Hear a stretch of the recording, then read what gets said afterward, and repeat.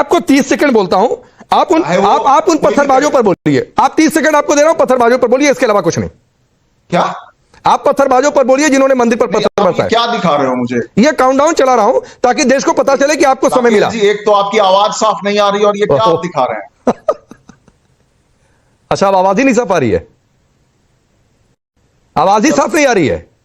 आवाज आपकी साफ नहीं आ रही है, आप ये क्या दिखा रहे हो मुझे? अरे मैंने काउंटडाउन चला दिया इसलिए कि 30 सेकंड तो कम से कम बोलिए। जो पत्थर बरसा रहे थे, अपना और सबका समय खराब कर रहे हैं। अच्छा ये समय खराब हो गया, इनको या बोला नहीं जा रहा, समय खराब हो गया। राम सभी को स्वागत है आपका एक और धमाकेदार वीडियो में। आप देख रहे हैं वाद विवाद लाइव। आज की डिबेट में आमने सामने दो चेहरे, आरजेडी प्रवक्ता और बीजेपी के प्रवक्ता। आरजेडी के प्रवक्ता जो बार बार सवालों को कतराते हैं और मुद्दा घुमा देते हैं, और बीजेपी की तरफ से जो आवाज़ जो सीधे सीधे सवाल दागती बिना बलाग लपेटे। जब एंकर ने पूछा मुहर्रम के जुलूस में हिंसा क्यों, तो आरजेडी प्रवक्ता करने लगे इधर उधर की बातें। बीजेपी प्रवक्ता ने फटकारते हुए कहा दंगे पर बोलिए, धर्म की आड़ मत लीजिए, और फिर हो गई जोरदार तकरार। आरजेडी प्रवक्ता बोले हमें टारगेट किया जा रहा है, लेकिन एंकर ने कहा सवाल से मत भागिए, जवाब दीजिए। अब फैसला जनता का। क्या आरजेडी प्रवक्ता ने सच में जवाब टाला या एंकर ने सवाल सही पूछा? कमेंट में अपनी राय जरूर दीजिए। वीडियो को लाइक, शेयर और चैनल को सब्सक्राइब करना मत भूलिए। और हाँ, ऐसे ही सच्चाई जानने के लिए जुड़े रहिए वाद विवाद लाइव में। चलिए वीडियो शुरू करते हैं।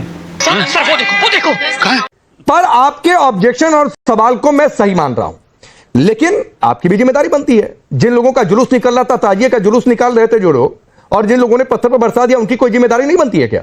नहीं, हम कह रहे हैं कि हिंसा सही है। नहीं, उन पर बोलिए ना। अरे पत्थर बरसाने वाले पर बोलिए ना। जो भी जिम्मेवार हैं। नहीं, जो भी क्यों? बस हवा निकल। अरे जो भी क्यों? वो एज ए पॉलिटिकल पार्टी हमारा काम है या राज्य की कानून व्यवस्था का काम है? जो ठीक है, मैं मान रहा हूं राज्य की कानून व्यवस्था ने काम नहीं किया, लेकिन जो लोग सड़क पर पत्थर लेकर चल रहे थे उन पर भी तो बोल लीजिए रविशंकर। अभी या आपका वोट बैंक खतरे में है बोलने में? आप किसी भी तरह की हिंसा की हम निंदा करते हैं। नहीं, मैं आपको 30 सेकंड बोलता हूं, आप उन पत्थरबाजों पर बोलिए। आप 30 सेकंड आपको दे रहा हूं, पत्थरबाजों पर बोलिए, इसके अलावा कुछ नहीं। क्या आप पत्थरबाजों पर बोलिए जिन्होंने मंदिर पर पत्थर बरसाए। क्या दिखा रहे हो मुझे? ये काउंटडाउन चला रहा हूं ताकि देश को पता चले कि आपको समय मिला। जी, एक तो आपकी आवाज साफ नहीं आ रही और ये क्या आप दिखा रहे हैं? वाह, क्या एक्टिंग कर रहा है। अच्छा, अब आवाज ही नहीं साफ आ रही है? आवाज ही साफ नहीं आ रही है? आवाज आपकी साफ नहीं आ रही है, आप ये क्या दिखा रहे हो मुझे? अरे मैंने काउंटडाउन चला दिया इसलिए कि 30 सेकंड तो कम से कम बोलिए। जो पत्थर बरसा रहे थे, अपना और सबका समय खराब कर रहे हैं। अच्छा ये समय खराब हो गया, इनको या बोला नहीं जा रहा, समय खराब हो गया। नहीं, सारे मेहमानों को बुला के आप मुझे घड़ी दिखा रहे हैं, इसका क्या मतलब है? ठीक, चलिए विजय शर्मा, और इसके बाद शुभरास्ता आपके पास आऊंगा, इसी पर आऊंगा। ये बार बार शिकायत होती है कि हमको समय नहीं मिला बोलने के लिए। मैंने 30 सेकंड का चैलेंज दे दिया कि 30 सेकंड तो पत्थरबाजों पर बोलिए, लेकिन विजय शर्मा जुबान सिल गई इनकी, कह रहे हैं बाकियों को समय दे दीजिए बोलने के लिए, बाकियों की चिंता करने लगे। भाई, हम हिंसा की निंदा कर रहे हैं और आप क्या चाहते हैं सुनना? ठीक है, मैं बताता हूं मैं क्या चाहता हूं, नहीं चाहता हूं, देश क्या कराना चाहते हैं। नहीं, ठीक है, हाँ ठीक, अब आ रहे हैं आप लाइन पे। अब आप रवि भाई, आप आ रहे हैं लाइन पे। जो आपकी पॉलिटिक्स की लाइन है, आप उस पर आ रहे हैं। विजय शर्मा, आप लोग यही, अरे आप लोग नहीं भाई, आप लोग क्या कर रहे हैं? प्लीज विजय शर्मा बोलिए। जी देखिए राकेश जी, एक परंपरा बन गई है, होड़ मची हुई है तुष्टीकरण की चाशनी में खोने की। आपने देखा होगा 60 करोड़ से ज्यादा हिंदू कुंभ में स्नान करते हैं। आपने देखा होगा अभी प्रयागराज में एक पत्थर नहीं चलता है, और ये चंद लोग जाते हैं, कहीं मंदिर पे पथराव होता है, कहीं पाउडर फेंकते हैं, कहीं किसी तरह की तोड़फोड़ करते हैं, कहीं पूजा सामग्री की दुकान को लूट लेते हैं। तो इससे पता लगता है कि इन अराजक तत्वों के पीछे कौन है। बात तो सही है। आरजेडी है, कांग्रेस है, क्योंकि इनके तो जो प्रधानमंत्री थे वो भी ये कहते थे कि देश के जो संसाधन उनके ऊपर पहला हक किसका है? मुसलमानों का है। तो इनकी जो तुष्टीकरण की राजनीति वो इनको बोलने नहीं दे रही। आपने जितनी बार पूछा इन्होंने सुना, लेकिन ये बोल नहीं सकते। इन्हें पता है पार्टी की हिदायत है, ये बोलेंगे तो इनकी नौकरी चली जाएगी। तो मैं ये बताना चाहता हूं कि जो ये तुष्टीकरण है, ये देश को गड्ढे में ले जाने का काम कर रही है। ये वोटों की खातिर ये देश को पीछे ले जाने वाली बातें कर रहे हैं। और यहाँ आके कैसे बड़ी बड़ी बातें, किसी तरह की भी हिंसा। अरे जोर से बोलिए, सीना तान के बोलिए कि जो पत्थरबाज है, जिन्होंने कानून हाथ में लिया है, उनके खिलाफ सरकार कानूनी कार्रवाई करे और हम सरकार के साथ है। बोलिए ना ऐसे, ये क्या है? ठीक है, जो भी हिंसा होगी हम करेंगे। अरे आपसे पूछा जा रहा है, स्पष्ट पूछा जा रहा है, टीवी के ऊपर बैठ के आप इधर उधर की बातें आए बाएं साए बोल रहे हैं, आप जवाब दीजिए। बड़ा सीधा है। हिंसा को आप क्या प्रमोट करते हो? क्या ठीक है विजय भाई, आदमी प्रमोट करते हो? शुभराज था, आमतौर पर लोग शिकायत कर देते कि आपने तो हमें समय नहीं दिया बोलने के लिए, आप बीच में आ गए। मैं काउंटडाउन चला के दे रहा हूं, अपने टैब पर मैंने चला दिया कि भाई 30 सेकंड तो आप बोल लीजिए पत्थरबाजों पर। ये चैलेंज मीट नहीं कर पा रहे और कह रहे हैं कि आप ये क्या कर रहे हैं, बाकियों को समय दीजिए, आप समय बर्बाद कर रहे हैं। ये चैलेंज कंपटीशन हो रहा है क्या? डिबेट हो रहा है राकेश जी? चैलेंज देना पड़ता है, आप तो देना पड़ता है रवि भाई। चैलेंज इसलिए देना पड़ता है कि आपकी तुष्टीकरण की पॉलिटिक्स का सच देश देखे। और जो ये बड़ी अच्छी बात कही आप। तो कहते हैं कि हमको समय नहीं मिला, तो भाई समय दिखा कर देता हूं कि आप ये देखिए कि काउंटडाउन चल रहा है, इतने में बोलकर दिखाइए। आप कैसे टॉपिक के किनारे से निकल लेते हैं और अपने मतलब की सियासत पर ना बोल रहे हैं, ये सच दिखाना मतलब था। राकेश जी, मतलब की सियासत कौन कर रहा है? आप ये बताइए, 15 और 85 की झगड़ा होगा अगर, तो उसमें कौन जीतेगा? आप 15 किसी इंसान 15-85 में आप किसको रख रहे हैं? होना चाहिए। शिवराज साहब 30 सेकंड दीजिएगा। 15-85 में आप किसको रख रहे हैं? कोई भी नहीं, आप बताइए ना। नहीं, किसको रख रहे हैं? 15-85 छोड़िए, 10 में नहीं 15-85 मैं 15-85 पर ही रहूंगा। आप 15-85 झगड़े को एक्सप्लेन करिए। अरे आप 30 और 170 पे आ जाइए। नहीं 15-85 के झगड़े को एक्सप्लेन करिए। संख्या हमेशा जीत। मैं कह रहा हूं 15-85 के झगड़े को एक्सप्लेन करिए रवि भाई। अच्छा और सम्मान में खड़ा होना चाहिए। 15-85 के झगड़े से आपका क्या मतलब है? ना कि धार्मिक ध्रुवीकरण। 15-85 के झगड़े से आपका क्या मतलब है? अबे जल्दी बोल, कल सुबह पनवेल निकल। धार्मिक ध्रुवीकरण कौन कर रहा है? 15-85 के झगड़े से आपका क्या मतलब है? कौन 15, कौन 85, कौन आमने सामने, बताइए मुझे।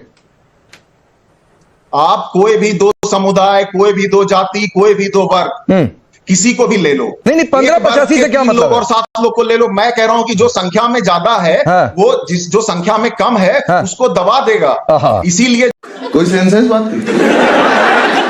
अब ये नहीं आ गया शुभराज था। कोई बुराई नहीं। 15-85 मैं इसको एक्सप्लेन कर दे रहा हूं। और अगर आप रुक जाइए, एक तरीके से शुभराज, इन्होंने अब जस्टिफाई कर दिया कि कटिहार में मंदिर पर जो पत्थर चलाए, फिर वही बात। वो रुक जाइए प्लीज आप बात हो गई रवि भाई। आप जब देखिए गलत नहीं आप 15-85 लेकर आए, मैं तो लेकर नहीं आया। शुभराज साहब 15-85 को जस्टिफाई बोलकर ये जस्टिफाई कर रहे हैं कि पत्थर जुलूस में शामिल लोगों ने नहीं चलाया मंदिर पर।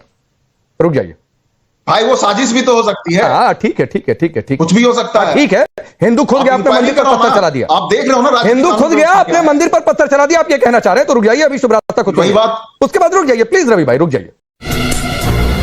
चुप कर बे कुत्ते। बोलिए शुभराज साहब। नहीं, मैं एक्चुअली हालांकि ये पॉलिटिकल स्क्रिप्ट सबको पता है कि कैसे लिखी जा रही है और पटकथा किसकी है और किस तरीके से पोलराइज किया जा रहा है माहौल, लेकिन मैं जेन्युइनली आपके शो में लॉजिकली समझना चाहती हूँ कि आरजेडी का क्या मत है।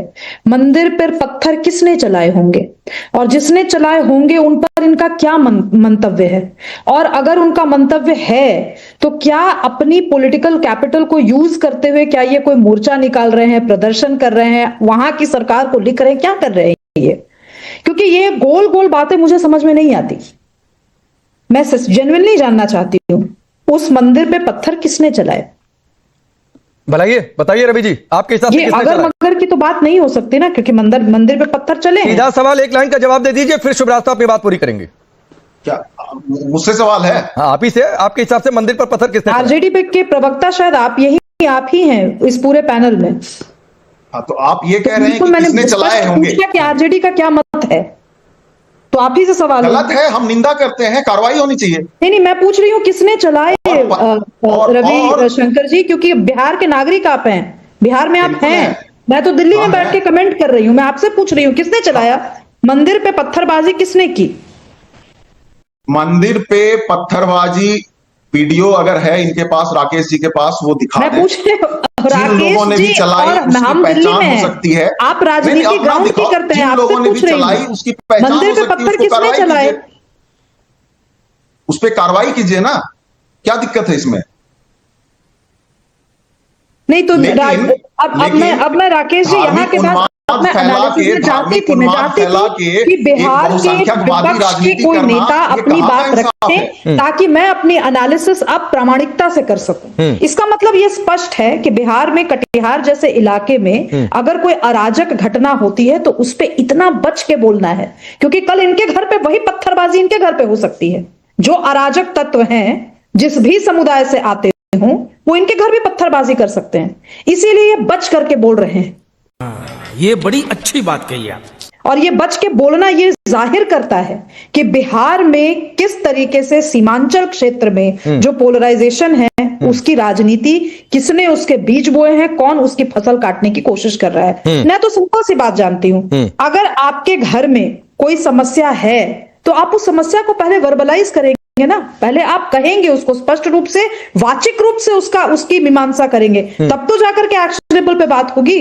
यहां पे तो हम वाचिक रूप से बोलने को तैयार ही नहीं है कि समस्या क्या है। कौन से लोग थे जिन्होंने मंदिर जैसे पवित्र स्थल पर पत्थरबाजी करने का साहस किसने किया? अगर ये अराजक तत्व सेक्युलर है तो मैं ये भी पूछना चाहती हूं कि क्या किसी मस्जिद पर पत्थरबाजी हुई है क्या कटिहार में? कालांतर में आप उठाकर देखिए, क्या किसी मस्जिद पर हमला हुआ? क्या किसी मुल्ला मौलवी को राह चलते छेड़ा गया? अगर नहीं किया गया तो किसी एक धर्म के प्रति साजिश है। और अगर इस चीज को इस रूप में नहीं बोल पा रहे हैं जिस रूप में मैं बोल रही हूं, इसका मतलब किसी की राजनीति सध रही है। सिंपल सी बात। ठीक है भाटी जी, कोई और एनालिसिस नहीं हो सकती। आई एम सॉरी, ये लॉ एंड ऑर्डर का प्रॉब्लम है। ठीक है, दो मेहमानों ने अभी तक नहीं बोला, मैं उधर भी रुक कर लेता हूं। भाटी जी, ये बाबा से इतनी चिढ़ क्यों है? कभी बाबा के कपड़ों पर अखिलेश। अगर आपको वीडियो पसंद आई हो तो प्लीज़ लाइक ज़रूर करें और वाद विवाद लाइव के चैनल को सब्सक्राइब करना ना भूलें, क्योंकि ऐसी ही मज़ेदार वीडियो आगे भी आपके लिए आती रहेंगी। कमेंट करके ज़रूर बताएं आपको वीडियो का कौन सा पार्ट सबसे अच्छा लगा। तब तक के लिए जय श्री राम।